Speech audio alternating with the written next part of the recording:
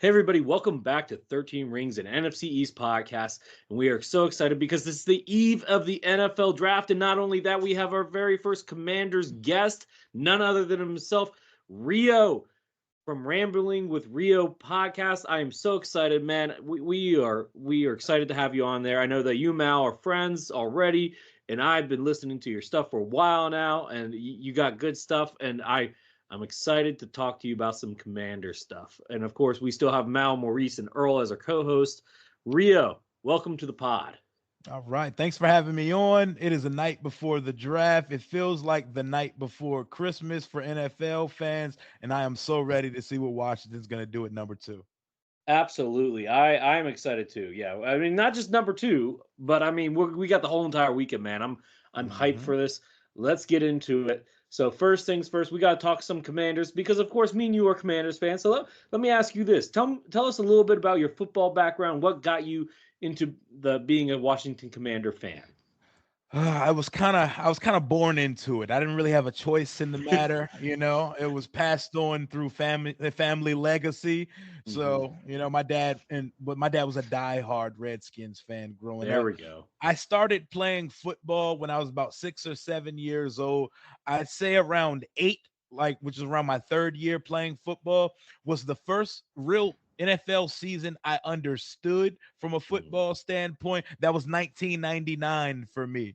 To age Mm. myself a little bit, I'm 32 years old. So So, North Turner, right? If I yep, North remember. North Turner. I'm talking Brad Johnson at quarterback, 10-6 Washington Redskins. We won our playoff game versus the Lions. And if it wasn't for a field goal hold at the end of that game, we would have been playing against the greatest show on turf in the NFC Championship that year. So that was my first real taste at Washington Redskins football. I got addicted to it. It became a sickness, and I've been a diehard fan, and I've been disappointed continuously ever since. Now I'm in the same boat because my uncle, my dad wasn't much of a football guy, but my uncle was a diehard Redskins fan, and my aunt, even though my uncle passed away, whenever she finds like a Redskins like novelty item at a yard sale or something, she'll send it out to me. Like that's how much my some of my family loves the Commanders. Now you said Redskins multiple times, so let me ask you, name wise, what do you think of Commanders? Do you think that we should have changed it from the Redskins? And if they change the name again, what do you think it should be? Here's where I differ from probably like 98% of the fan base. The name means almost nothing to me. Like, Ooh. there's nothing about Redskins that ever made me feel pride as a fan. It was the team. It was the team. It was the players. Like maybe even the colors, tradition, and stuff like that. The name never did anything for me. And to be perfectly honest, my father told me since I was little that the name was going to change one day. And I always heard him, but I never really heard him. I never, hmm okay, cool, it's going to change one day. It's kind of controversial. So when it changed, it didn't hit me hard. It didn't hit me hard at all Okay. because I'm such a fan of the product on the field that I just want to see the team win. I want to see them win on the field. The name does not matter to me. So when it changed to Washington football team and then to Commanders, Commanders doesn't move the needle for me. But honestly, the old name didn't move the needle to me anyway. It was just what I was used to. And I'm not adept to change. So the name really didn't bother me. I was like, as long as I like the uniforms, I'm cool. And I like the uniform. So I'm cool. You like the new uniforms? Yes, I I like the new I uniform. can't get behind that, man. I I can't. actually, for the longest time, thought that our old uniforms looked like something out of the 70s or 80s. They lacked any form of drip to me. And I'm all for nostalgia, but I thought our uniforms needed an update for quite some I time. mean, So that part didn't bother me at I all. mean, like they needed an update, but I'm not digging these new ones. These new ones seem a little bit too like Maddenish to me. But look, I get where you're coming from. You know, it's interesting because Earl knew me in college. I was dead set against the name change in college, and I even argued with my mom about it because my mom at the had very liberal views, and I'm kind of apolitical now, but like back then I definitely was like very much against the name change. But when the name change happened, I'm like, you know what? I get it. I get why it needs to change now. It makes sense to change it now. If they change the name again, which I'm hoping that they will, because it sounds like the door is open on that, I want to go with something like this: Washington Red Wolves. Red I Wolves. like I like the Wolves. I like Yeah. Washington Wolves because I like the alliteration of Mhm. WW. But honestly, I don't even feel like it's a can of worms we need to open up again. Commanders, there's nothing controversial about it. People could get over the fact that it's a bland name. 95% of names in sports are bland names. Most of them are bad in hindsight. Just win. Like as an Yeah, fair, owner, fair. get us a good stadium, get us a good team facilities, and make us a winning organization. The name already changed. There's no point to change it again. Like it's Josh Harris. I feel like that should be so low on your priority list that we shouldn't even have the conversation again. Well, yeah, it is low on his priority list because when they asked him this offseason, they were like, he was like, I got to draft and hire all these people first. So absolutely. And that was I'm music to also my in ears. basketball. I'm a Sixers fan, so I'm familiar with Josh Harris and I know how he works. And Maurice is a Sixers fan too, so Maurice knows how Josh Harris works. We know how he works. He's a very methodical guy when it comes down to doing stuff, and he's patient about doing stuff too. So we'll Speaking see. of the Sixers, how about them Knicks? Oh my gosh, Mal. Now it's not a good look. We got robbed in game 2, and I think we can all agree on that one. The We refs did. the refs gave you guys that one. Let's talk about that later. Yeah, we'll talk about that That off. finish was hilarious. Yo. Uh you're breaking That was me and funny. Maurice's hearts right now, guys. You're breaking our hearts. Uh, Anyway, but no, getting back to the Commanders. Look, like I said, Red Wolves, I like it. They're indigenous. It goes back with the name.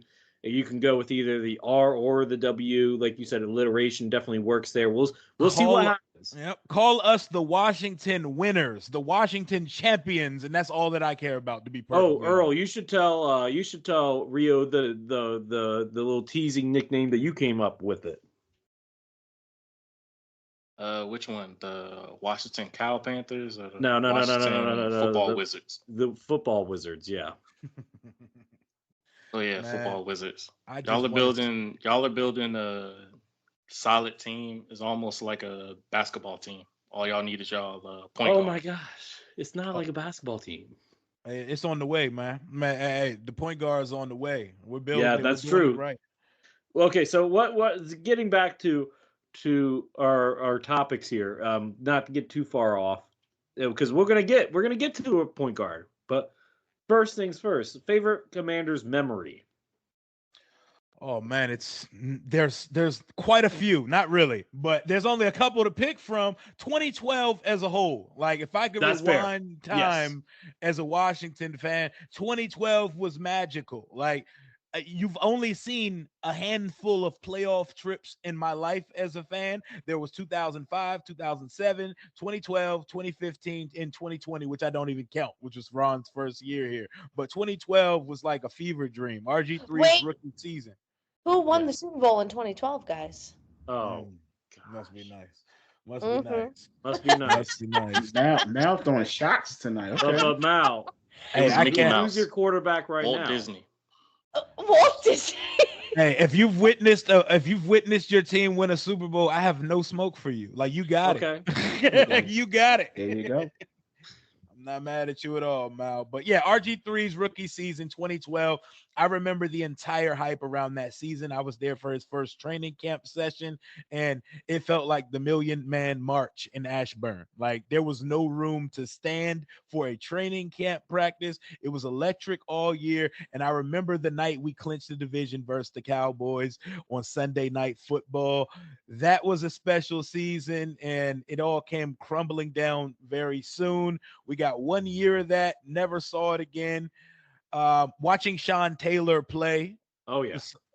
who was my favorite Washington player of all time. You The beat me to Miami- the punch there. Yeah. Yep. The Miami trio of Sean Taylor, Santana Moss, and Clinton Portis. Those were probably some of my best childhood memories. But it's not too much positive on the side of fandom here because it's been mostly bad my entire life. I will just say this. With the Commanders and RG3, two things that should have never that needed the change if we could hindsight is 2020. First off, they needed to teach that man how to slide. They needed to teach him how to slide, Rio. I think it was a personal thing. I don't think it was a them thing. Like I think it was an innate thing he was not capable of. Well, and then the second thing is they should not have brought him back for that Seattle game. Oh, for sure. Yeah, that was the bigger mistake because I think he would have been fine if they didn't. And then of course, Dan Snyder had to go in and try to change the offense, and it just was a mess. Oh no, whoa. Like let's call it what it was with that. That was on Robert. Robert and his father set the owner down with the coaches and told Kyle and Mike Shanahan, Robert is a real quarterback. We don't need to run the zone read anymore.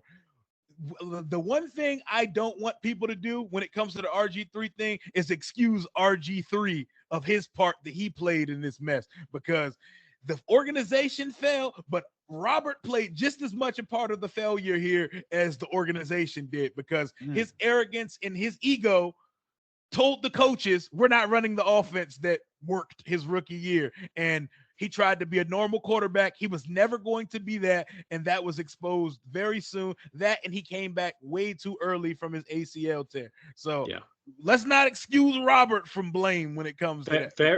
Fair enough. Well, for some Commanders, I'll go Commanders of memories and as well as favorite player, because you've already said Sean Taylor. Memories wise, I don't know if you know, I'm a big West Virginia fan. Woo woo bowl game, but that's there's no hate there. There's no hate there. But no, when it comes down to that, you remember when Pat White was on the practice squad? Yes. I was really hoping Pat White was going to stick. He was a legend at West Virginia. Oh my gosh, he should have the number retired. I really don't understand why he's not retired. Him and Slayton used to go crazy. Oh my gosh, Slayton should have his Slayton and Owen Schmidt. Get Pat McAfee's number retired too. Why not, right? But in all seriousness, that preseason was very exciting for me. Like you said, 2012 season, magical. Him and Alfred Morris, that zone read was fantastic. Favorite Commanders player of all time? For me, I'm a running backs guy, so it's Clinton Portis for me. CP. Yep, got to go with Clinton Portis on that one. But anyway, that being said, any Commanders thoughts in general that you want to share before the night of the draft, or just about the team in general? What Commanders thoughts that you want to get off your chest? I just like to tell everybody, it's like a league-wide notice that this is not your Washington of before. This is not the Washington Redskins football team or Commanders of the last 25 years that always finds its way on the negative side of headlines, that always finds its way of scandal. There are no more DEA raids coming mid-season. There are no more manifestos and aggregations of sexual misconduct happening in the building. This is now a professionally run organization, top to bottom. We have a real GM that most of the league wanted there in Adam Peters, who comes from nothing but winning organizations, from the 49ers to the Broncos to the Patriots. Everywhere he's been a part of Super Bowl trips, either victories or losses in the Super Bowl in San Francisco. So when you look at Washington and when you put us in a conversation, stop looking at us in the same light as you have in the last 25 years, because things are very different now. Put some respect on the new Washington Commanders. Absolutely agree. It's definitely not the same organization. And I'm not going to lie. I stole your Chef Peters comp for this pod, because he is cooking. These guys don't believe me, but he's cooking. Oh, he's a dude, bro. He's a dude, bro. What you got to say, Maurice? Go ahead and say it. Speak up. I don't know if he's cooking or just boiling eggs right now. I don't know. We will have to see after this draft. Oh yeah, that's what he do. That's what Adam Peters does, though, man. That's a football guy. Is he a great drafter? Oh yeah. Oh yeah, he was the main evaluator in that room. John Lynch is the figurehead in San Francisco, but the football guy and film cruncher in San Francisco was Adam Peters, and they've been hiding him from the league for the last 5 years. So all right. And the only pick that you could really fault him for is Trey Lance, who right now might be the quarterback of the future for the Cowboys. Oh, don't get Earl started. Not. Sorry, Earl. Sorry. Don't get Earl started. Poor Earl. So he's not beating out Dak anyway. So he's not, but I'm talking about after this year. Dak not even going to be in Dallas after this season. That's up in the air. They about to be in rebuild season just like us. Earl wants Dak to go. Yeah, all right. Go ahead, find out what this life of no quarterback life is like. Go ahead and see what that's like. I saw it in 2020. Man, that's 1 year, bro. I've seen it for 25. You don't want to live this life, man. I promise you. I've seen it before. Like I've seen it through the time of Quincy Carter till we finally Eh, got Tony Romo and then Dak Prescott. So I've seen it. you ain't seen it, man. You I've got a seen glimpse. You got a glimpse of it, bro. Anyway, so now we come to the big draft question, and Speaking of I quarterback. know on your pod that you said you're okay with either Drake May or Jaden Daniels, or you've even been warming up to JJ McCarthy a little bit. I have. But now we're putting you on the spot. Mhm. If you were the GM, or if you could tell Adam Peters who you think should be drafted, who you going for? So what I would do, or what I think is going to happen tomorrow. What you would do? I totally get Jaden Daniels being the pick for this team. Like I get it. Like they're trying to hit the ground running with Dan Quinn and company, and with Cliff Kingsbury. It's what he's used to, athletic quarterback wise. Drake May makes sense as well. He's already played in a Phil Longo air raid style offense. Phil Longo and Cliff Kingsbury have a relationship from their time in college together. I get it. I like him, big arm, prototypical quarterback. But Jaden Daniels just makes all the sense in the world, because he's 23, started 55 games in college. You got an experienced guy. The learning curve is going to be a little different for him, but while he adjusts to the league, he has this trump card that he could play where he can bust open a 50-yard run at any time. He'll probably be the second or third at worst best rushing quarterback off rip in the NFL. Like, he was the best player in college football in 2023. The pick's going to be Jaden Daniels tomorrow. Yeah, I believe it's going to be Jaden Daniels too. And for me, it almost feels like, you hope for better luck, for his career, but it feels like the beginning of RG3's run again, almost, doesn't it? Like a little bit, for me anyway, it does. I get why people would say that, but they're different. They're completely different. different. They're completely different. Yeah, they're completely different. They're definitely Jaden operates a lot better in the pocket than RG3 ever did. The only glaring similarity that I need fixed is that Jaden thinks he's Superman and wants to fight for an extra yard. And every time he gets hit, it looks like a reel from the Looney Tunes. Like, it looks crazy. And he's built like Caitlin Clark, so he can't be doing that. No, he can't. But look, no, I think it's going to be Jaden Daniels too. Drake May has a lot of the intangibles, but I feel more comfortable with a higher floor quarterback than a higher ceiling, especially with this roster. We take a look at Marcus Mariota. Look, last time Marcus Mariota was a full-time starter, he quit on his team. I'm not feeling that. Like, you can't sit, whoever you get, you can't sit behind Mariota, or at least not for too long. The league has tore Marcus Mariota up. That man looks 60 years old now. Doesn't he? Has gray hair and wrinkles. What the hell happened to Marcus Mariota? Well, he is a dad now too, and as a dad, I can say I definitely got a lot more gray hair than when I started out. I'm a dad myself, so but yeah, the rigors of the league have definitely had its wear and tear on Marcus Mariota. Also, side note, it's nasty work that we're letting Marcus Mariota wear number 0, by the way. Yeah, I'm not feeling that. That should not be a backup quarterback's number. Definitely cannot be. We're letting Mariota be a trailblazer and be the first ever quarterback to wear 0. Yuck. And that's how many minutes he's going to get this year. Yeah, I would hope so. I'm hoping so. Knock on wood. Anyway, so now, Mao, you're going to take over our stuff, right? Our next section? Yeah, so guys, let's do day 1 draft predictions per team, because tomorrow is going to be really exciting. So let's start. Well, hang on, Yes. Mao. Instead of just day 1, let's just do revisit our whole entire mock drafts. All right. Yeah. So you want everyone to just like name their that's entire mock that's part of the draft? reason why I posted them today, so that people All have right, easy sounds access to good. them. We're talking 7 rounds? Yeah, we got all 7. All right, let's nice. do it. All Good right, luck. so Earl, take us away. Let's talk about the Cowboys. Yeah, I think with what Dallas got to do this draft, they got to get guys who are ready, better prepared, and ready for NFL right off the jump, because they let a lot of guys go during free agency, and From the presser that I heard yesterday, they're going all in with their young guys. So it's going to be a very young team. And in order to get better, you got to get guys who can be impact guys in the league coming up. So my mock draft at the 24th pick, I had Dallas selecting Jordan Morgan from Arizona. I really like his upsize. I feel like he has a black belt and just being a tackle and having good hand motions. There's some things he's just got to retweak, and that's not a problem. With the 56th pick, I had Dallas drafting Cedric Gray from North Carolina. We definitely need more linebackers that can see hole, hit the hole, make them pay, pause, and to be able to get the tackles the best way possible.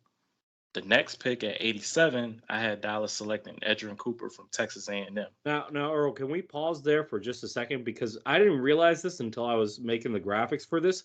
But you and Maurice both have Edgerrin Cooper on your mock drafts. Yeah, we do. I noticed that as well. He's a dog. He is. That's the only player in any of our 4 mock drafts that we had overlay on. Now, Earl, do you think that he's going to be available at 87? Probably not. If that's the case, I would look into Junior Colson or pick up a linebacker in the later rounds. I know Trevin Wallace is a good guy, as well as Jordan McGee from Mississippi State. He's another guy that I could see at linebacker. It just depends on what they do with that pick. More than likely, I think they might go running back in the 3rd round, but I'm seeing things within the 2nd round where they could go running back. So it just depends on where the player falls and just to see where it happens. The next 2 picks that I had them both double dipping at running back at the 174th pick as well as the 216th pick. I had Audric Estime from Notre Dame and Isaac Guerendo from Louisville. Both of those guys, they have like a mix of speed and power. Estime has the power. Guerendo has the speed along with the power. So either one of those guys are definitely good dual threats that can help the offense, especially get the dirty yards. But I'm also hearing that the Cowboys are in talk with Ezekiel Elliott before the draft. So depending what happens, how they work this draft, Ezekiel Elliott might make a return, but it's a question mark right now. I think he should come back. I think he needs to hang him up. No. I agree with that. Running backs, bro. Like Zeke released that same highlight tape every year to do nothing the next season, bro. It's time to hang him up, bro. That's like Ben Simmons. Oh my God. It's like Ben Simmons does the NBA thing where they go post a video at the Summit Gym and everybody looks good at the Summit Gym. Yeah. And then does nothing the next year. Well, he ain't my problem anymore. He's the Nets' problem. So, Mal, that's actually your neck of the woods. That's my neck of the woods. Ben Simmons and Zeke Elliott handshake agreement. Hang them up, guys. Oh, I'm dead. Jersey in the rafters, my boy. All right, Earl, finish up, buddy. All right, with the 233rd pick, I see Dallas getting defensive tackle Justin Rogers from Auburn. We definitely need size, especially in the middle, especially with trying to get guys to be the one tech. Mozzie Smith is coming off shoulder surgery, so he'll probably show up in the middle of training camp. But we definitely need to get stronger and larger in the draft for that at the defensive tackle spot. Earl, you gotta stop saying pause. I have to. You just gotta let it ride, bro. No Stand duty. on it. The last pick in the draft is around the 7th round. I had 244th pick. I had Dallas getting Jordan Travis or Tua's little brother with that final pick, because I know the situation with Dak Prescott and the front office. I lost complete faith in those guys. So my best bet is just having the guys try to win in spite of the front office. The quarterback situation with that, they brought in Trey Lance to be able to apply pressure to Dak Prescott, but all that did was jolt Dak Prescott in second in MVP votings, where he had a little bit better numbers than Lamar Jackson. This time around, Dak Prescott has a chance to show them what he's capable of doing, especially in this new offense. But with how them letting his money go up, that's the reason why he's not being signed. the reason why they're not signing their guys is because they're so late to the game instead of taking the initiative to pay the guys to set the market. I don't understand. They keep rolling back to throwback where they need to jolt into the future to take the initiative on getting contracts done. But they're just too slow when it comes to getting the contracts done. So that's why I got them selecting the quarterback in the last round. So you don't think that Trey Lance has a chance to be the QB of the future? No. He's gotta work a lot to get to where he needs to. They show one highlight of him throwing a post route, a deep post route, and that was pretty much it. So they're really trying to hype up this dude, but they're also accounting that they're putting, the best way to put it, they keep showing Cooper Rush with his 5-1 start, which I think was an asterisk. And then you have Trey Lance, who really didn't work out in San Francisco, where Purdy beat him out. So it's just a determination factor. If they don't re-sign Dak, but also look into the draft to get a quarterback, I heard this funny take from one of the three-letter networks that Dallas would shock the world if they take a quarterback at 24.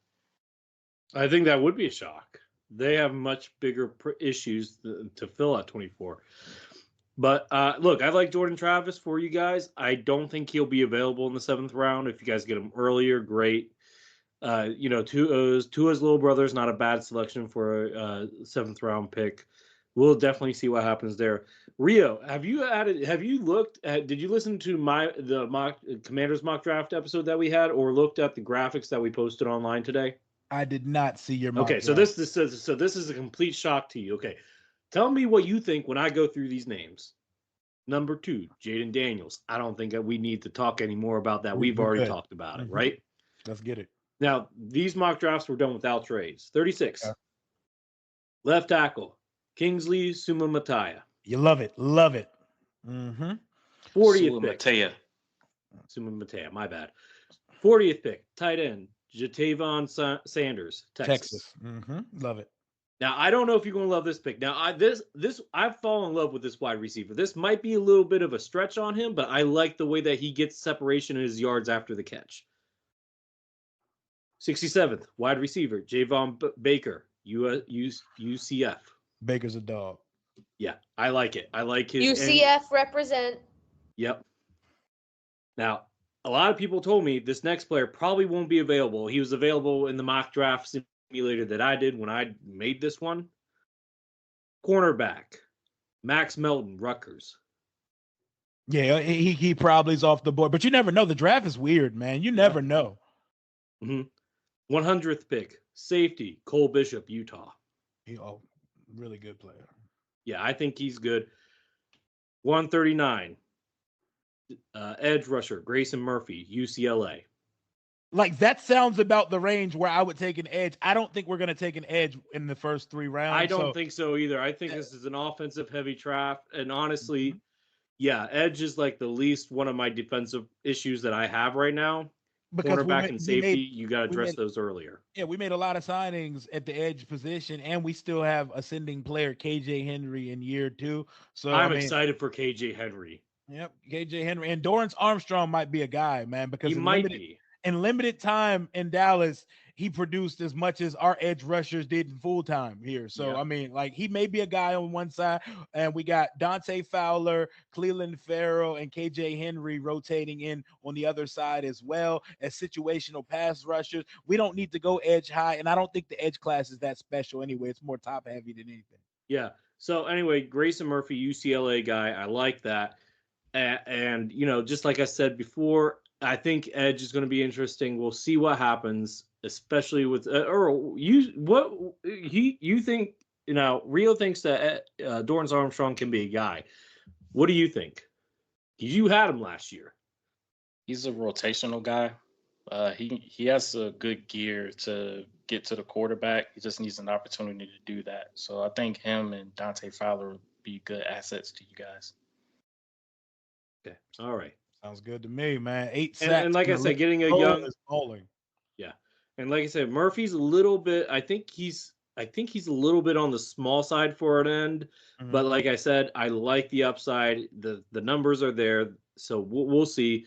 Now, this next one I made is purely off of pedigree and Peter's familiarity with this person's family. I got 152 wide receiver Luke McCaffrey from Rice. Hey, the McCaffrey family. I'm not mad at anybody that comes from Ed McCaffrey's lineage, man. I'm cool with it. And, yeah, so I figure and I think of him when I see him play, I'm like, he's a special teams guy. So you've went wide receiver twice in the first 5 picks. I went wide receiver at 67th and 152. I'm not mad at it. Like, I like to tell people, I know Cliff Kingsbury is not the coach here, but his first year in Arizona, he drafted 3 wide receivers in an air raid offense that features 3 to 5 receivers at a time. Do not be surprised if we take multiple pass catchers. So I get it. Yeah. And then the last pick here that I got, 222, I got offensive lineman. This guy's versatile, just not a high IQ. If we can build up the high IQ, the athleticism and the sizes there, is Trente Jones from Michigan. Okay. Yeah, I'm not mad at anything that ever comes in the trenches. Protect the investment of the quarterback you have, put him on the roster, see if he can compete and get on the field. I'm with it. I like it. All right, cool. So how would you grade my mock draft as a Commanders fan? Grades are always hilarious because you got to see them play out, but I love to play the game of draft season. I would give you like a good B+ for your mock draft. I'll take it. I'll absolutely take it. Thanks, man. I appreciate that. All right, who's up next? I think it is Maurice, right? Yes, All right, it is. Maurice, talk about them birds. Go Birds. So a little changed. In the news recently, Isaiah Rodgers was officially reinstated by the NFL. So he's now on the Eagles roster. But going forward, I don't change anything with my mock. With the 22nd pick, I still have Cooper DeJean going to the Eagles. Like I mentioned before, I like the versatility. I like the athleticism that he brings to the secondary, whether it's at cornerback or safety. And I know there's been some recent reports that the Eagles are trying to move up to get Arnold or Mitchell. We will see. But we did these mocks, by the way. Rio, we didn't do any trades, so they were just straight draft pick. Okay. So I still, so I still like Cooper DeJean at 22nd with the first round pick. Like I said, if we can upgrade and get a better corner, I'm definitely cool with that. But I think we all agree that cornerback is probably the Eagles' #1 need. Thank you for allowing Cooper DeJean to be a cornerback. I know everybody in the mock draft world is they're not allowing a white man to play cornerback in 2024. He is the great white hope revitalizing the white corner in the NFL. He's a dog, bro. He is. Facts. He is. And Maurice, I was thinking about it. He should be a special teams guy for you, like a punt returner. He's so good, man. Well, yeah. I mean, he can return too. That's another skill set that he has. So we have some depth at corner. I don't know what we do with Bradbury. He could stay on the bench. You cut him. You cut James Bradbury. We take a hit by doing that, but who cares? Yeah, cutting's a little much. Cutting's a little much. But you don't stash him on the pond. You know, he might just collect a check for a season. Mm-hmm. But Slay is getting older. No, we got some young guys, Ricks, Job. They didn't really wow me. And I said Isaiah Rodgers was a good player with the Colts. So we will see what he brings, but they need to add someone else there. Anyway, let's move on to the second round pick. With the 50th pick, I have the Eagles taking center Zach Frazier. West Virginia, woo woo. Yeah, West Virginia. And like I mentioned before, he's the center, but with this Eagles offensive line coach, Jeff Stoutland, the offensive line coach, they like to move centers to guards because they have that mobility, they have that versatility, especially in the run blocking department. So I could definitely see them drafting a Zach Frazier and then moving him to right guard because we definitely have a need right now at right guard. And 53rd pick, 3 picks later in the second round, they picked me and Earl both like Edgerrin Cooper, linebacker from Texas A&M. Another need. I mean, I'm just addressing all of our needs in this draft. A linebacker, tenacious. He can tackle. He has some size. That's all I want from my linebackers. I just want some linebackers who can tackle. I don't want. I'm tired of seeing my linebackers get run over. I just want a dog. I just want a dog. And there's a little uncertainty right now with Nakobe Dean. He's kind of getting that injury prone label attached to him, and he's a little undersized to begin with. So I want another linebacker in here, and I was very interested in Jeremiah Trotter Jr., but where I was drafted at in the second round with the 53rd pick, he was a little down the ladder for my pick. I would have had to reach to get him. But if Howie can pull off another trade, get a third round pick, I would love for them to use that pick on Jeremiah Trotter Jr. No, I think Rio, we should just get Jeremiah Trotter Jr. with that 78th pick just to mess with the Eagles fans. I'll take it. It'll be a steal. I don't mind putting an inside linebacker behind Bobby Wagner to learn from the best, so I'm with it. And he already has the pedigree, so he's played for us before too. Yeah, how about that? Yeah, that's true. That's true. Well, Trotter done went around the NFC East, so he's a legacy player here too. Yeah, I really would like that pick if we got a third round pick. So talk about the fourth round pick. With our fourth round pick, with the 120th pick, I had the Eagles taking Chris Abrams-Draine, cornerback from Missouri. And like I said, I want a little bit more cornerback depth. I'm not wowed by the young guys that we have. Why not add to the room? That's all I'm asking for. Just add it. Let them compete during training camp. The best man comes out on top. Best man's on the 53 or 52 or whatever. And other guys can go to the practice squad. So I'm just this after the season we had, our defense, specifically our secondary, got torched weekly. I mean, I mentioned it on this podcast before. The Eagles made Sam Howell look like a good quarterback. Hey, now. Somehow. Hey. First off, Rio.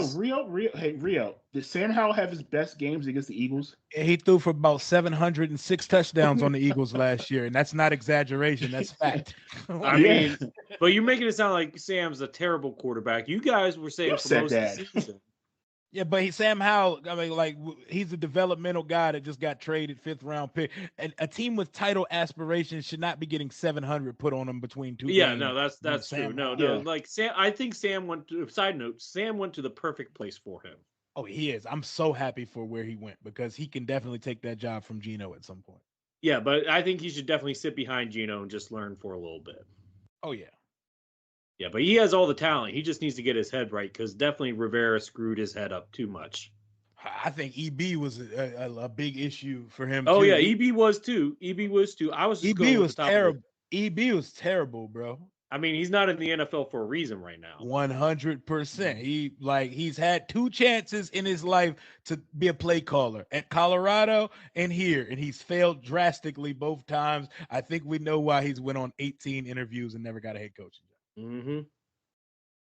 All right. So with the 161st pick, I have the Eagles taking right tackle Christian Jones from Texas. I think this is a perfect opportunity for Howie Roseman to get another guy in here to learn from Lane Johnson at the right tackle position. Just learn from him for 2 years, 3 years. Christian Jones is a monster, man. He is. That dude is legit. If we can get him in the middle to late round and just let him just sit there and absorb all the information possible from a future Hall of Famer in Lane Johnson, in my opinion, future Hall of Famer Lane Johnson, what can be bad about that? I see nothing wrong with that. Nothing wrong with it at all. Nope. All right, so let me finish this up real quick. With the 171st pick, I have the Eagles taking defensive end edge rusher Javon Solomon from Troy. more depth, more depth. And I actually think this guy is better than just a depth piece. He can I, ball. I think he has the skill set to see a lot of playing time, a lot of snaps. Uh, Brandon Graham, this is his last season. Come back for a swan song. He's a tremendous player. Let him learn from him. Josh Sweat, let him learn from him.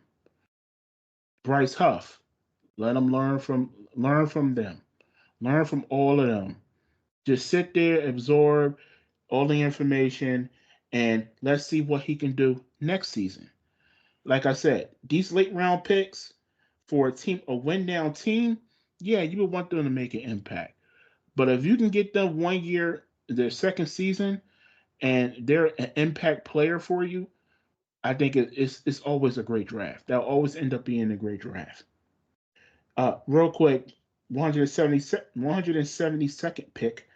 I have the Eagles taking tight end Eric All from Iowa. Like we talked about before, Iowa churns out really good tight ends. This is a Facts. this is a pass catching tight end. They do have a need for a pass blocking tight end, but I think they can get that anywhere. They can get that in free agency. They can get that anywhere. They can get that right before training camp. Yeah, it's a bunch of guys out there that can just block. But this guy actually, Eric All, has a real skill set. He could be another weapon down the road for the Eagles. And there's nothing wrong with having more weapons on the offense to help Jalen Hurts. And real quick, with our last pick, the 210th pick, I have the Eagles taking receiver Taj Washington from USC. Skilled player, fast. Let him run out. Let him just use his speed. See what he does in the slot. Just a versatile player. 7th round pick. I don't mind if you take a stab at just the best player available. And I think Taj Washington in the 7th round could potentially be the best player available. So that is my mock draft. We're going to see what the Eagles do tomorrow night, Thursday night, draft night. But I like my picks. All right, that's fair. And I feel like Mal made herself last on this just so that she could get as much time as she wanted to talk about the Giants. No, listen, I'm all good, but I will get into my draft real quick. So, New York Giants mock draft 2024. I don't know what the Giants are going to do at number 6. I have no idea. There's been a lot of speculation. We've spoke about potentially the Giants trading up. Who knows? But we're doing no trades here. So, number 6 overall, the Giants address the wide receiver little gap they got there, and we're going Malik Neighbors, LSU, number 6. I feel like that's the most likely thing, but how mad Yeah. would you be if it was JJ McCarthy? I would probably cry.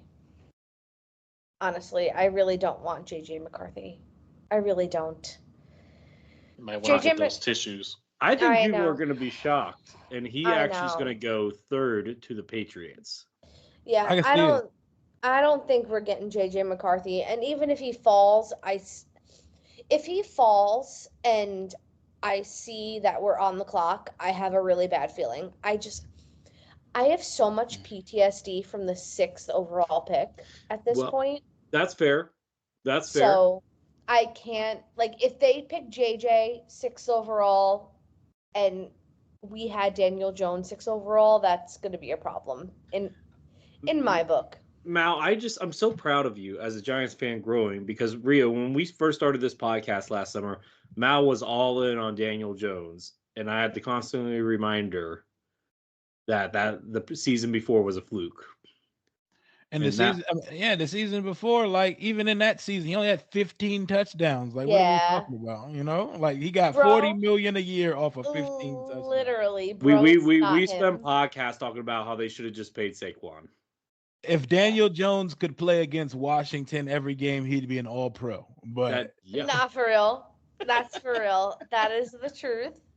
But that is not reality. So I am ready to move on from him, but I'm not ready to move on from him to JJ McCarthy. So I selected Malik Neighbors because I think that's the best move. Now we move to the round 2, and that's where I address my quarterback. And I selected quarterback Michael Penix from Washington with the 47th pick. Now, hang on, Mal. I've been seeing a lot of mocks. That boy going 13. I think he's not making him past 13 now. That boy I can see that too. That boy is a Raider. So, Mal, if he's not there, what quarterback do you go with in the second round then? Spencer Rattler. No. Oh my gosh! Oh, no. Stop. There's a bigger joke there. It returns. We have one contributor, no, not contributor, but one fan on Facebook.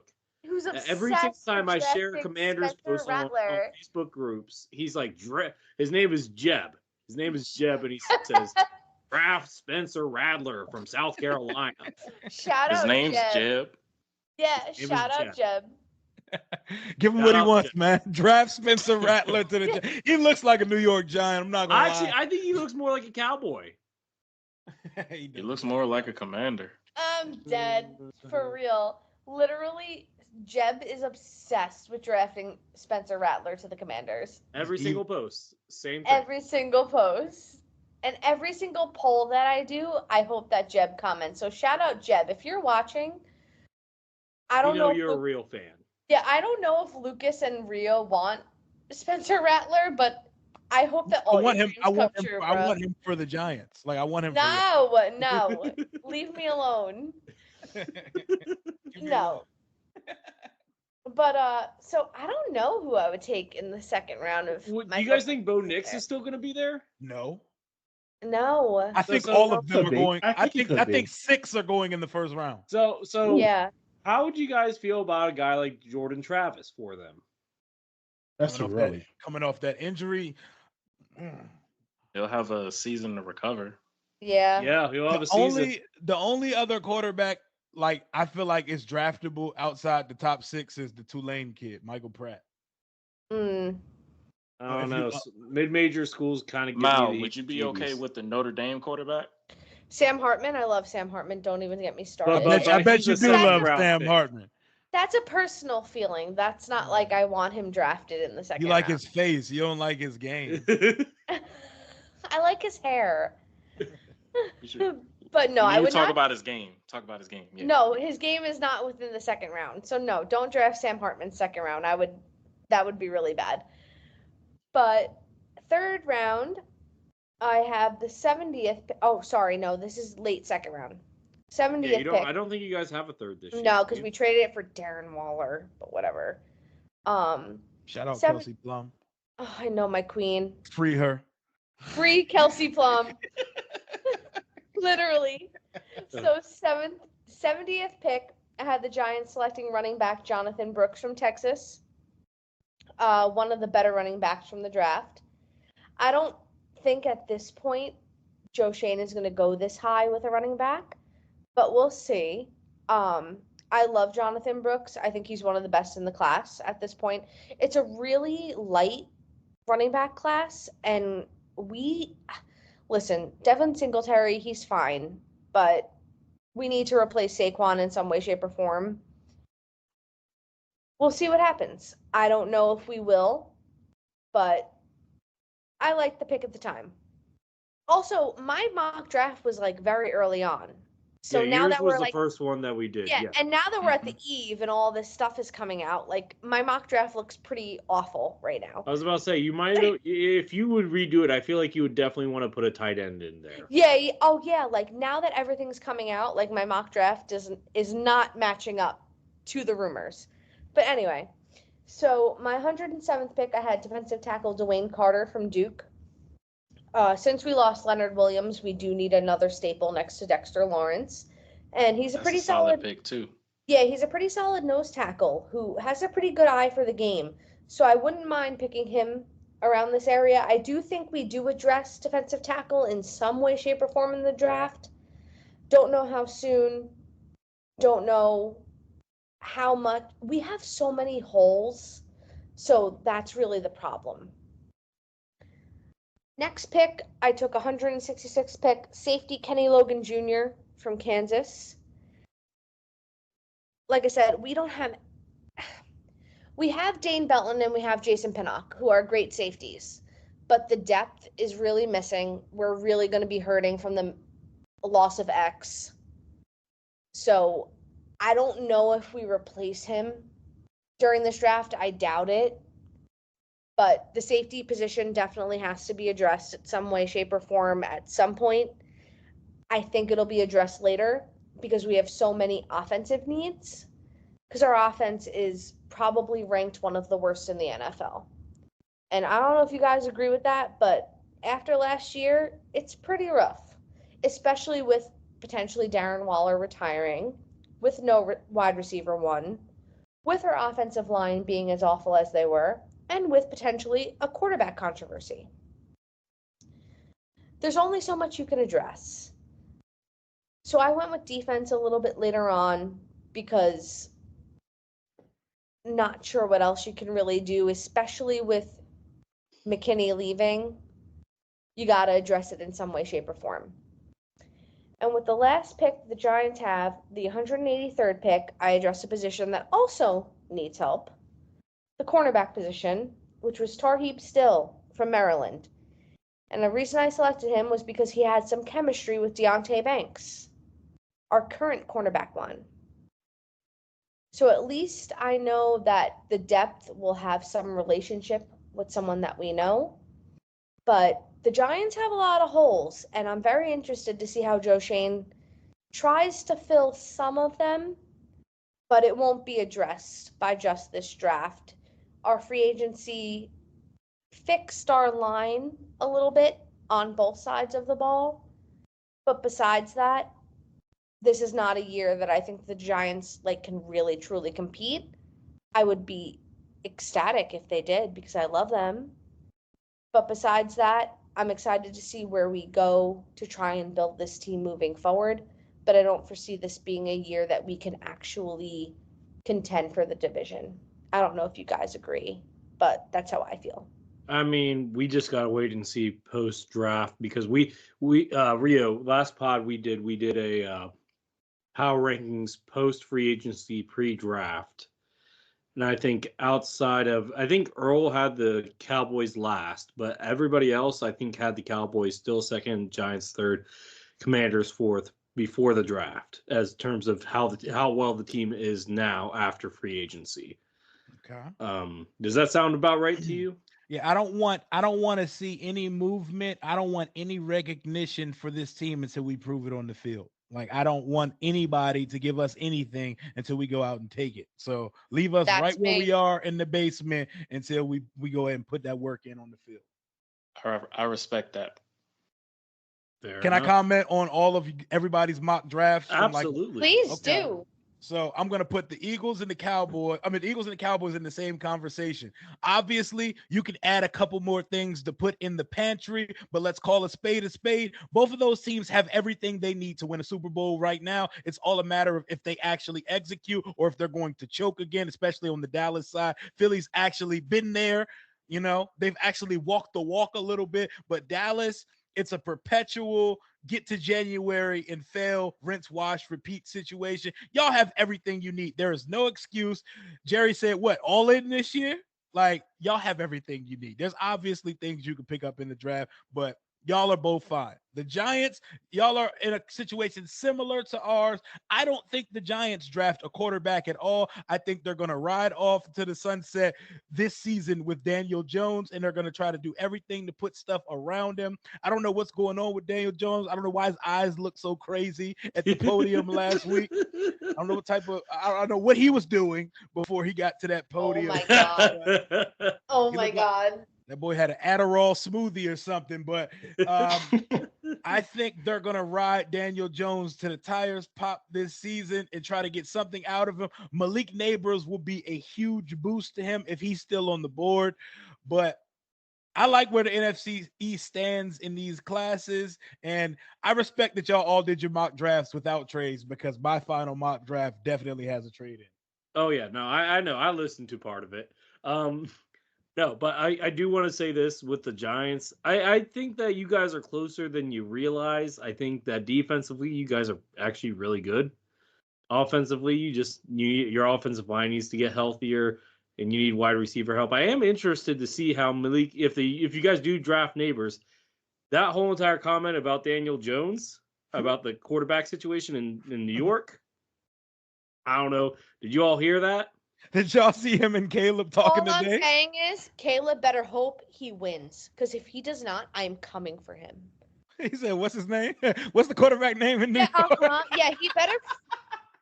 I had to stop myself. He better hope that he can win games because I will be coming for Caleb Williams. That's all I'm saying. I bet you Caleb throw for more than 15 touchdowns this year. We will see. I will be counting one by one. Slinging Sam Howell threw for more than 15 touchdowns last year, you know. Slinging Sam Howell. Oh my God. That's a new one. I'm coming for everybody. I'm coming for all y'all. No matter what, that's still my quarterback. I gotta root for him. So for sure. No, you've had it rough. You had to root for Tommy Cutlets. So hey, you know what? Tommy Cutlets was a great story when it started. We love Tommy Cutlets. I love Tommy Cutlets for going on a unnecessary Jeremy Lin sanity run for New York last year because he took them right out of where they should be. He literally went crazy for no reason and took y'all right out of prime quarterback position. We are here for it. Yeah, he did not care. Yeah, we love that. No, Rio, one thing you should know is that Mal made a proclamation on the pod during the season that if Tommy Cutlets was able to lead the Giants to a victory against the Eagles on Christmas Day, she was going to get a number 15 tattoo. He did not, though. But Earl, speaking of which, I think it's time to shift the conversation, right? Yes, to the NFC discussion with Rio. Rio, thanks again for coming on the podcast. We really appreciate it, man. Absolutely, man. I appreciate y'all for having me on. We are less than 24 hours away from the start of the NFL draft. I cannot wait. I'll come back on anytime, man. Y'all let me know. Rio, I have a couple of questions for you. Let's get it. I'm going to tie both questions in just to make it a little easier. Rio, who wins the division this year, as well as which team has the most needs? Team with the most needs, I think it's funny. Like, we're the worst team in the division, but I think the Giants have the most needs to fill. Like, I think the Giants have the worst roster. They have the worst roster in the division. I think Washington's problems, a lot of it had to do with lack of quarterback and horrible coaching staff. I think the Giants have the worst roster in the division easily. Yeah, we really need help. Y'all don't realize how much we need help. We need a quarterback. The Giants have coaches. Like, the Giants get the most out of their coaching staff. They get the most out of their roster's trash. Like, their receiving core is a bunch of Geico salesmen. Yo, calm down. Jalen Hyatt and Jalen Hyatt, there's something to him. There's something good as a stretch. Jalen Hyatt there's something to it. Wandale Robinson, he's electric, but I mean, come on now. You have a wide receiver core of insurance. He made two of your defenders look silly. I mean, to be perfectly honest, Mal, you would make two of my decisions. You would have made two of my defenders look silly. Emmanuel Forbes was awful last year. I think I'm burning Emmanuel Forbes. I would definitely burn Emmanuel Forbes. Sorry, Lucas. You're an Emmanuel Forbes truther, Lucas. So I had to talk myself into the pick because I was. Earl can confirm this. When the draft happened, Earl, did I not call you upset? Because it should have been Gonzalez. It should have been Gonzalez. I do remember you talking about that, Lucas. And I was this 150-pound cornerback over. Look, Rio, the little optimism I can give to you, because overall I can't stand y'all, but with having Dan Quinn there as well with Joe Witt Jr., he's gonna help Emmanuel Forbes. So he'll take that second year jump. You just gotta have last year was a test to get his feet wet. Yep. Everybody coming out of Dallas has been telling me, like, DMV, my boy John. We've had DMV on the pod. DMV's been on the pod. Yep, it was a good pod. I listened to it, and he told me straight up, bro, do not worry about your corners. Y'all could take one in the 5th round, and Quinn and Witt are going to make them a starter. And he said they're good at that position. And he said that Forbes was very high on y'all's draft list last year. So this is a guy they actually coveted and have a plan for, unlike what Jack Del Rio and them did with him. But Jack Del Rio, can we just talk about Jack for 1 second here? No, Rio. I actually had a draft pick for the corner for you guys to add to y'all secondary. Look at Arizona State corner Ro Torrance. He's got some size to him as well as athletic ability. Dan Quinn like those rangy corners. Long corners. Yeah. And y'all definitely need a rangy corner to add to what y'all are trying to build, especially You in the said Ro secondary. Torrance? Oh, I'll take a Ro look at Torrance. him. Yep. The two guys I've been looking at in the middle rounds were Kyrie Jackson from Oregon and Elijah Jones from Boston College. But to get back to your question, I think the Giants have the most needs in the division. They have the worst roster, but Brian Daboll and them can coach, so it's not necessarily look like that in the first 2 years of his tenure in New York. But if we're going by how the NFC East goes, you could take Dallas off the top of the pedestal because no one's repeated since Chunky Soup McNabb back in 2004. We have not had a repeat winner of this division. So you got to look towards. That's a fact. You got to look at the Eagles to get back on top of the division, and they probably, to me, are the best team in the division, but it's neck and neck with them in Dallas. I'm going with the trends. Nobody repeats in the NFC East. I'd pick Philly to win the division. Dallas and Philly will both win 11-plus games. Will they do anything when the playoffs start? We shall see. Now this is interesting because I don't think a lot of us, we thought with all the players that Dallas lost and the fact that they didn't make any free agency moves, that we thought that they would take a step back. Why are you confident that they won't? Because they're nice, man. They still got a franchise quarterback. They still have pieces. They still have a top 3 defensive player in the league. Dallas is going to win 10, 11 They games have this year. CD Lamb. Yeah, they got to get him paid. on. You know what I'm saying? Like they have pieces. They have everything they need. They lost stuff, and they still have one of the better rosters in the entire NFC. And call Dak what he is.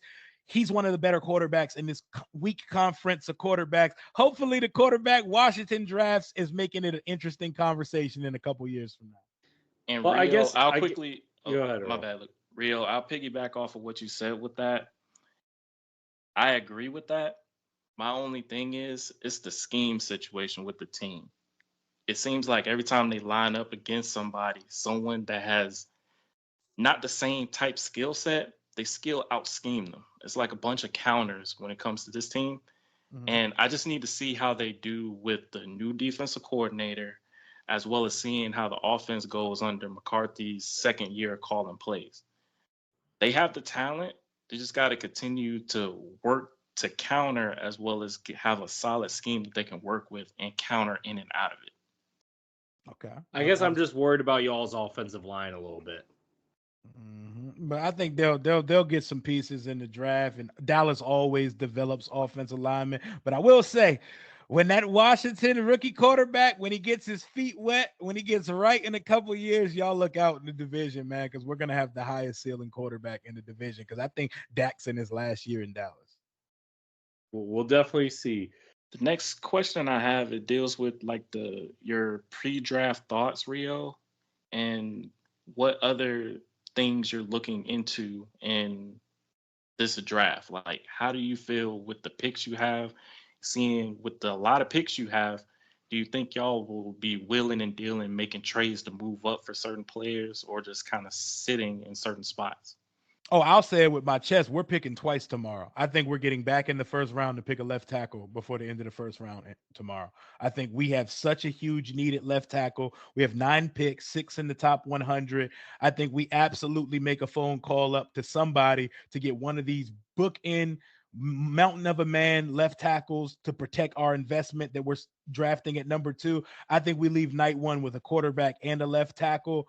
I'm excited. Like, we have needs, but we've done enough in free agency and putting things together right now that once we hit quarterback and once we hit tackle, we can kind of let the draft and let the board speak to us. That's actually what's up, Rio. Lucas actually had a take like that during his mock draft, thinking about trading back into the first round late to get a tackle. The rumblings are already there too. Jordan Reed of ESPN has said it's the worst kept secret that Washington is actively on the phones trying to get back into the first round to get a pick in either the late teens, 20s. I'm here for it. That's what's up. Yeah, I'm for it too. I think that would be a good deal. Don't overpay though. But yeah, I'm all for it. I need me a tackle, man. I need me a left tackle. I was spoiled, man. We went from Chris Samuels to Trent Williams to Charles Leno. And now yeah. Charles Leno's gone. We don't have a left tackle. We desperately need one. We definitely picking in the first round. So what are your thoughts about Sumu Mataya? Because I feel like I know that he's a little bit of a project, but I still feel good about him. I would be okay if we waited and not. I think he could end up going at the end of the first round too. Like this You tackle think so? class is crazy. This tackle class, like Jordan Morgan and Sua Mataya, could end up going at the end of the first. I trust him. I trust the lineage. He's a cousin of the guy who got paid today, Penei Sewell. Yep. He's played on the right side and the left side. He played for Oregon and for BYU.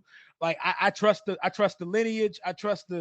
I like Kingsley Suamataia. I put him right at left tackle and let him go learn. So if you're trading up, that's who you're picking with that pick? Oh, it depends who's on the board. Marius Mims, Tyler Guy. I think the first thing you try to do, for whatever reason, people think Olu Fashanu is going to fall to like the late teens in the draft. If you get to 17 or 18 and he's on the board, I think you absolutely make a call to try to get there, because or Troy Fatanu. He will fall because the Jets are dumb and they're going to take Brock Bowers. Yeah, they are. And they should take him, but they won't. And so he's going to fall. I'm here for it. And if he does, I'm trying to bring him home. You know, he went to Gonzaga with Caleb Williams in DC. He's a DC boy, and I don't care that he has work to do as a run blocker. He's one of the best pass blockers in the class. I need someone to protect my quarterback, and I'm making all the phone calls to get up. I'm starting at like pick 16 and working the phones back to the end of the first round to see who wants to do business. And Rio, I got one more lineman for you. How you feel about Talisi Fuaga?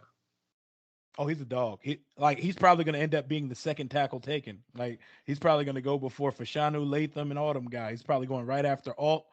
Like, he's strong, great run blocker. I think he's probably a right tackle over a left tackle. He's a dog, man. I don't think we're going to have a chance at getting him, though.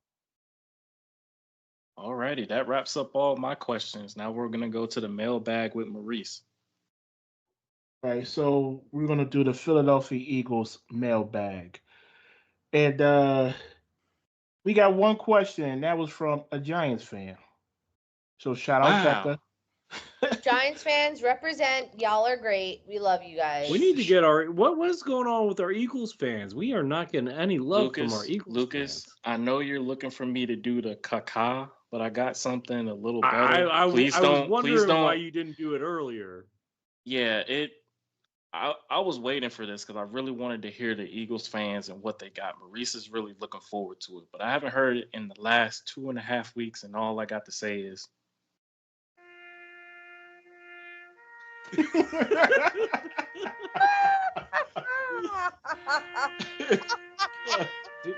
To be clear, for people listening, we do not own the rights to that sound. To be clear, we do not own the rights to that sound, but that was perfectly timed, and I loved it, Earl. Fantastic. Eagles fans, what I gotta do for y'all, man? Y'all want me to run down Broad Street naked? What y'all want me to do? Let's not do that. No, y'all are always preaching go Birds, but no one wants to talk. Go Birds. And go Birds, fly, Eagles, fly. I keep hearing it.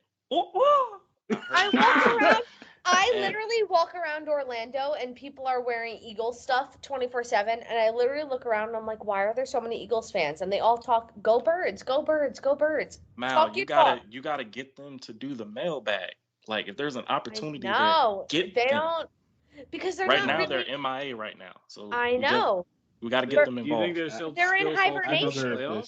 They're hibernating. Oh, that's a good point. Yeah.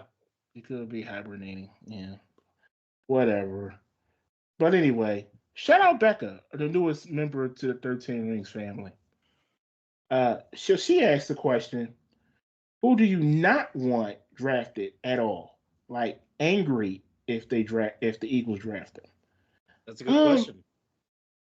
I wouldn't be completely angry if they made any. I mean, anybody in the first round is a talented player that probably get good minutes, a good amount of snaps for the Eagles early on. I bet you'd What hate about it. quarterback? I bet you'd hate it if they. Oh, you beat me to it. I was just about to say. I bet you'd hate sorry. it if they draft a quarterback. You beat me.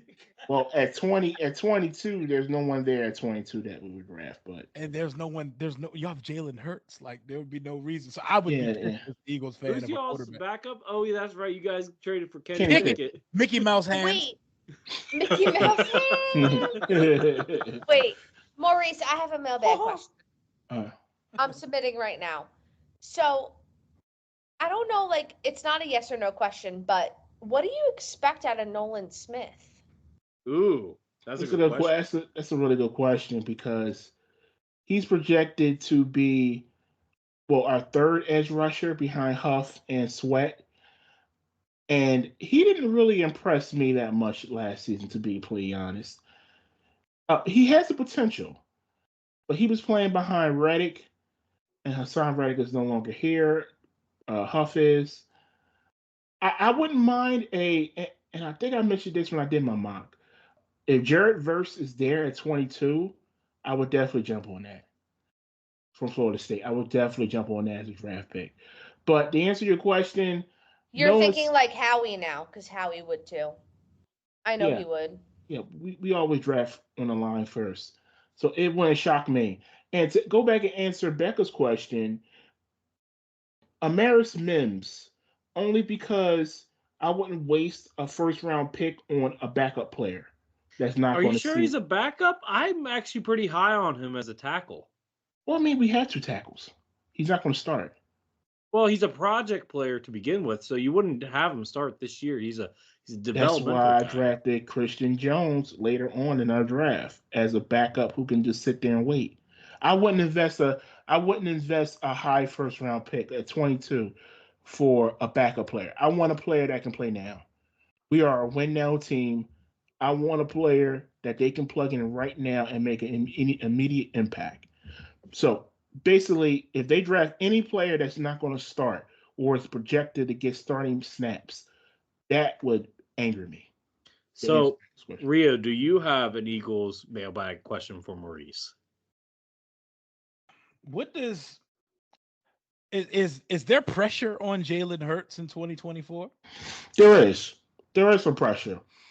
He has a new offensive coordinator in Kellen Moore, so we need to see how that works out.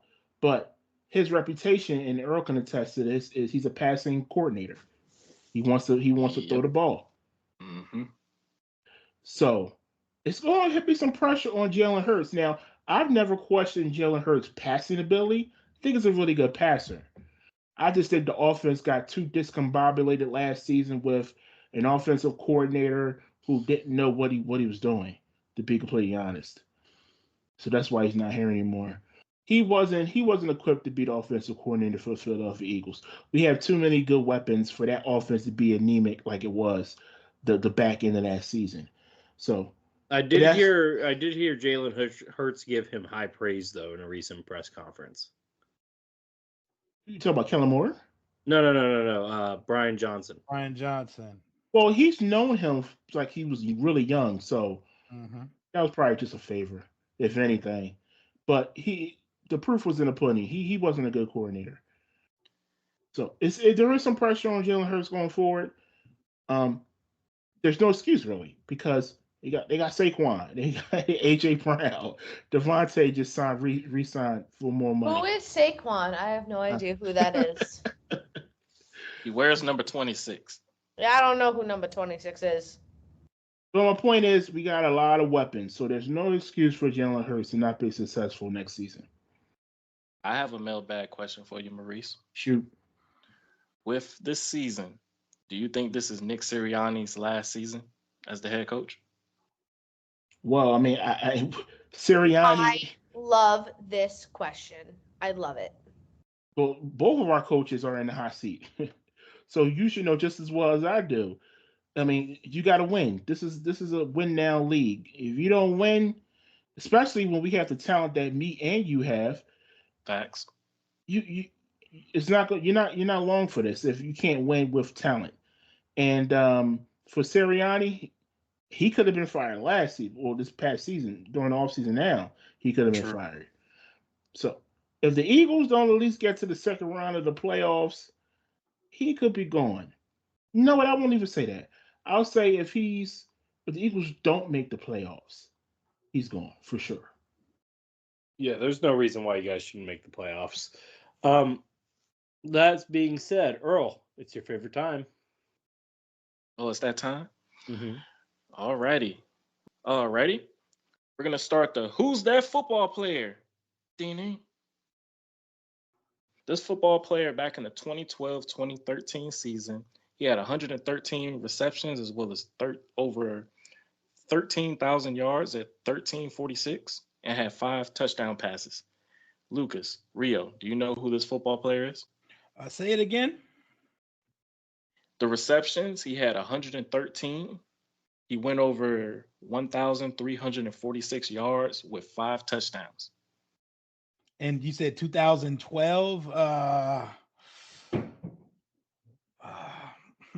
That's interesting. It's a wide receiver, right? Yes. 1,300 yards and 5 touchdowns. This is not in the division. This is league wide. No. This is in the division. This is for the Commanders. Oh, this was this was a Commanders player? Yeah. In 2012, the Pierre Garçon? Yep, that's it. He had 1,300 yards. Yeah, that was the RG3 season, dude. Yep, that was that magical season. He missed a few games because he hurt his toe week 1 versus New Orleans. Wow, I did not know he had 1,300 yards. Hang on, let me double check to make sure that's the right season. It might have been 2013. It might have been the 2013 season because I think he had over 100 catches that season because he missed 5 weeks because of the toe that he hurt in New Orleans after he caught the 88-yard touchdown in 2012. Dang, Garçon had a 1,300-yard season here. I didn't even realize. Yeah, and he didn't make a Pro Bowl, no All-Pro. He didn't get any recognition at all for that, which is crazy. Was that the 2013 season? Yeah, it was the 2013 season. Okay, I thought I was about to say because he missed like. Did I write it wrong on the question there, Earl? Let's see. Oh no, you got 2013. Okay. That was on me because I was looking at my notes because I wrote it down. Yeah, we got it though. We here. We know our team. We know our trivia out here. Now he did in 2012 average 14.4 yards per reception. So that's he probably goes over 1,213 if he doesn't miss like 6 games because of the turf toe. It was literally on the touchdown, RG3's first ever touchdown. He hurt his toe hurtling to the end zone. Yeah, I kind of remember that actually. It was very disappointing. Yeah, he was in Indianapolis 4 years before that. Yeah, that was actually a really good free agent signing by us. Yep, one of the few that we had in the Snyder era. Look at us. Like he was a solid receiver too. Like with his time in Indianapolis as well as Washington, he was one of those key guys for RG3 and the Commanders during that time. He's a good guy too. Like he works. He's one of the alumni that's around the building, does media and stuff for the team. A fun fact: I sold him furniture in 2014. Did you really? Nice. Wow. I was a furniture salesman at the time. I furnished his house in West Palm Beach, Florida, from Virginia. So yeah, nice. I will say that he didn't win an award, but he was in the top 10 voting for AP Comeback Player of the Year. He's a dog, man. Yeah, Phillip Rivers got that instead. Second was Noshawn Marino. Oh, wow. And then Jason Peters. Noshawn Marino. I haven't heard that name in so long. Yeah, here are the players ahead of him. Phillip Rivers, Noshawn Marino, Jason Peters, Darrelle Revis, Brent Grimes, Thomas Davis. The guy with the most accurate mock draft last year and one of the most dependable guys, Daniel Jeremiah's final mock just came out today. Oh, what anything interesting on there? Yep, he has the Commanders doing what I did in my mock and drafting Daniels at 2 and trading up to 19 to take Amarius Mims. He has Neighbors to the Giants. He has the Eagles trading out of 22 with the Broncos for Bo Nix. And he has the Cowboys taking Graham Barton from Duke. I can see the Graham Barton for Dallas. Yeah, he has the Eagles trading out of 22 JPJ. with Denver. Yep. So Eagles giving up their first round pick. Yep, traded out of the. Oh no! Whoa! The Eagles traded up to 12 for Fuanga. Wow! Ooh. And Daniel Jeremiah, Daryl and Jeremiah predicted the Cardinals Texans trade last year. The Eagles are not trading up. I mean, they I can. mean, They never They put it past can, but they Howie. won't. They won't. Oh, stop. Howie Roseman can do what he wants. Yeah. Yeah, and they still won't win a Super Bowl. Sorry. That would be interesting. That would be I interesting. mean, Matt, we can't Okay. really give them grief because they're the team that most recently won a Super Bowl in our division. And they Yes. That was in True. 2017. and And they what was should the- and what and was they should yours? have and they should have beat the Chiefs, but they you know what I'm saying. But we're They glad did they not, didn't. though. Yeah, They that Super Bowl hurt. That was They on They my made birthday the too. they made man. the they made the field wet, Rio. That's what happened. That was sad, man. That would have hurt my soul if I was an Eagles fan. Y'all get Yeah. too soft on here. No. I'm just keeping it real. Like we're I'm not talking about. to you, Rio. I'm talking to Jalen- the other like, ones. I watched I'm talking to Earl. I watched with my No. 2 eyes Jalen Hurts outplay the best quarterback we've ever seen in the Super Bowl and them lose. Like I would have Yeah, well, who who my won? mind. And how we lost to how we lost that with James Bradbury holding. Yeah, I mean, it was because more than the Bradbury hold, though. is I mean, not y'all let Mahomes come back on 1 foot. So I mean, it was more than the hold, you know. Yeah. That Well, is true. The fumble Mahomes didn't is help. him. We're not going to mention what he did at halftime to come back on that ankle. But I'm done. They gave him some of the heart-shaped herb of Black Panther. You know? yeah, something like Oh that. no, they Yeah. gave him that water bottle with the secret stuff from Space Jam. I can't. Yeah, they But- gave him a sensu beam. That's what they gave him. Guys, let's talk He was about Goku. Let's talk about the poll question because this has to do with the Commanders. So, who are the Commanders going to draft at number 2?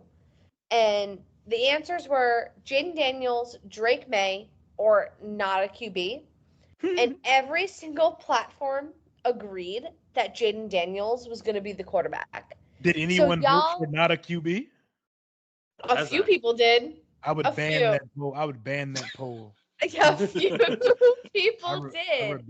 rebuke that poll for people But- voting for that. It was probably just trolls, like to be No, honest. no. There are people in the fan base who adamantly believe we get a quarterback later. Like, no, you're picking 2 No, and a good no. quarterback. Yeah, No, no, you're there picking a are people quarterback. that are still on Sam Howell's bandwagon, and they're like, we should have just kept Sam Howell and then draft Marvin Harrison Jr. at 2. Let's draft Joe Alt at 2. Like, no. No, What, it's what are we quarterback. talking about?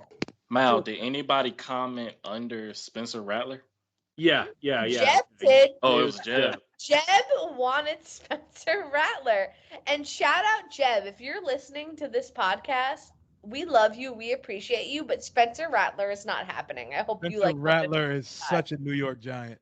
There's a possibility he Rio, could land up in the stop. NFC East. That I is am so manifesting. I am disrespectful. manifesting Rattler to you, Mal. No, you need to stop. That is so terrible. I swear to God, Rio wants me to be miserable. Like I Like, swear he does. That Jones Lock Rattler QB battle gonna be crazy. Literally, Rio just wants me to be in depression for 24 Cinema. months. Like literally, I can't. I'm not even commenting on that. Spencer That Rattler QB is not competition coming. gonna be lethal. Spencer Rattler is not going to Must any be team TV. in the NFC East. Okay, let's just leave that at what it is. Okay, well, but we've talked about Spencer. Let's Yes, like seriously, where does he actually go? New York. Good question. Stop. I think he would go to Oh Cincinnati. my God, I want to cry. I think Yeah. I think I feel bullied and attacked. I think Yeah. Arizona. I think Arizona. Oh, that actually makes I could see That could work. That could work. Who's a team that could use a quarterback but's not going to take a quarterback this year? Team that could use a quarterback that won't take a quarterback. Probably Oh, the Rams, Atlanta. like the Rams, like the Yeah. Rams, like someone like Rams. the Rams It's- could take a quarterback. Because Stafford's it- probably got a year or 2 left. They got a Stetson Bennett. Oh yeah, they do have Stetson Stetson Bennett. Bennett's a drunk and out of the league. He's not an NFL. No, I think the clear answer here is the Panthers. You don't believe in Bryce Young? No. I think if they give him something to work with, he can make some things happen in Carolina. They just need to build up that offensive line. Stetson Bennett's done. Like he left for rehab last year. He's done. He Johnny Manziel'd himself already.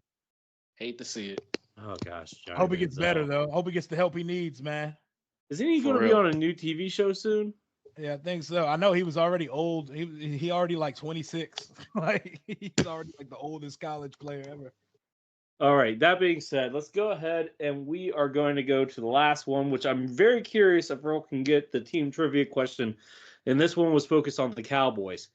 What 4 players since the beginning of the Super Bowl era have the Cowboys drafted with the 24th overall pick? Oh, that's a hard question. I like to keep these things spicy. Yeah, that's super spicy. Okay, I'm gonna give it a shot. All right. I think you. Do you want me to go? Do you want me to go in two. order or? Does not matter. All right, let's see here. I think you'll get 3, but I'm not sure if you'll get the 4th one. We'll see. Okay.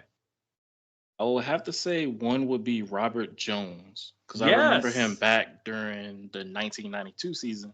I was 1 year old, but he was. I know during that time, like talking with my uncle when he was living, he was fascinated by Robert Jones, especially being a linebacker. He started 44 games during the 4 seasons with the Cowboys and had over 300 tackles and 2 sacks while having 3 championship rings. The next player that was drafted at 24 in the Dallas Cowboy history was Dez Bryant. I had a feeling Dez Bryant was going to get drafted at 24 during that 2010 draft. That was the first time I got a chance to like do more stuff with the NFL draft. I was kind of doing like little mini mock drafts before I could like do more stuff with the Cowboys. His career with Dallas, he had over 531 receptions. Let me run that back. He had 531 passes caught, and he finished his career with Dallas with 7,459 yards during the 8 seasons with the Cowboys, becoming during that time the franchise top receiver and holds the Cowboy record with 73 receiving touchdowns. The next player that was drafted in at 24 in the Dallas Cowboy history was Tyler Smith. That was during the 2022 season, well, the 2022 draft, where his versatility at being a left tackle as well as a left guard is something that Dallas is really just trying to revamp their O-line with. And Tyler Smith, during this past season, he was first team All-Pro as a left guard. So hopefully he stays there, but it's a possibility he might end up being kicked out the left tackle. Either way, he's a versatile player. The last player, this one was kind of tricky. I kind of remember this name, Calvin Hill. You are correct. That is surprising. That's an old head. Yeah, that was during the time of Roger Staubach. Yeah, he got drafted in '69, and then he played it with the Cowboys. He missed a year in '75, played for a World Football League, then came back, played with the Commanders for 2 years, and then finished his career out with Cleveland. Alrighty, so the 4 players is, I'm going to go down the list from first to the last. Calvin Hill was first. Robert Jones was second. Dez Bryant was 3. Tyler Smith was 4. Yep, that's right. Good job. I don't think any of our... No, I don't think anybody was able to get that one. So it's a hard one, though. So give you kudos for figuring that out, Earl. So I believe it's time, unless you want to add something here at the end of the pod. Actually, before we end, Rio, you have Rambling with Rio on YouTube. Is there any other platforms that people can listen to you on? Actually, I only have it coming through YouTube. I like to get it all in one place on YouTube. Rio Robinson's the name of the channel. Show's called Rambling with Rio. Follow me on all social media platforms, Rio_Robinson91. And speaking of social media, Washington, actually 20 minutes ago, we just changed our hashtag for the team. It's no longer hashtag HTTC. It is now hashtag Raise Hail. Oh, okay. I like it. Oh. Noted. I like it. Good to know for our own hashtag uses. Absolutely. And you said it was Raise Hail, like hail to the Commanders, like Raise Hail. HAIL. Raise Hail. I dig it. Okay. I dig it. Ooh, I dig big it. things are happening tomorrow. All right. So on that Lucas, note, you should get that on a T-shirt. I mean, I think I'm gonna have to make it a graphic for sure. I just want to remind everyone We will be having a open room on Twitter Spaces tomorrow during the draft. Basically a live reaction while the draft is happening. So if you got the time, check us out on Twitter Spaces tomorrow during the draft, at least day one. Remember that if you want to, and we will give you guys the chance to participate in our conversation. Just make sure that we keep it clean. After the first round is done, we're going to post these to all of our streaming sites. Make sure that you go listen to it if you weren't there to join us. And then I think now is the time that Mal plays us out. Yes. Absolutely. So, Rio, I want to thank you for coming on. It was an absolute pleasure. Thank you so much. Tomorrow, guys, is the NFL draft. 7 p.m. Tune in. We are going to be so excited. All we've built up to it comes right now. So I ask you guys, please, if you have Amazon Music, iHeartRadio, Spotify, and Apple Music, please subscribe to us at 13 Rings and NFC East Podcast, and also on YouTube. Also on social media, please follow us on Facebook, Twitter, and Instagram at 13 Rings and NFC East Podcast. Y'all have a great night. See ya. Peace, guys. Let's go. Blessings.